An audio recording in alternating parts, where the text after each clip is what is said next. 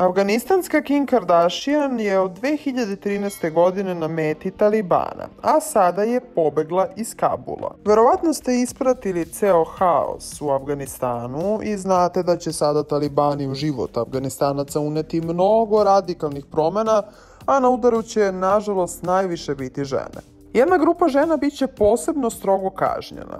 Šerijatski zakon, između ostalog, ženama brani pokazivanje kože, ali i bavljenje umetnošću, školovanje i tako dalje.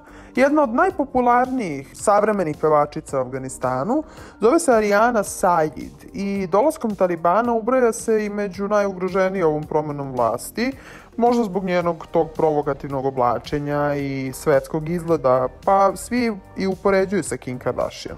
A Ariana je, kako pišu lokalni mediji, već dugo na meti Talibana. Pored za njihove standarde provokativnog izgleda, problem je i njeno pevanje i sam izbor pesama.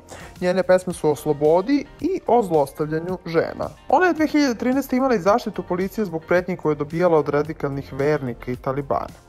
A sada, povratak Talibana znači je da ona mora hitno da napusti zemlju. Pobegla je preko Dohe u Istanbul, gde živi, i javila se pratiocima. Na slikama koje se ovih dana dele na društvenim mrežama vidite uglavnom avione kojima su malobrojni uspeli da pobegnu, uglavnom puni muškaraca.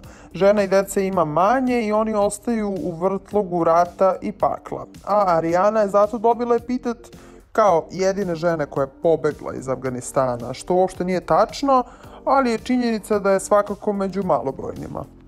Svakako užas. Šta vi mislite o cijeloj situaciji koja se dešava trenutno tamo? Pišite nam u komentarima i subscribeujte se na Trending.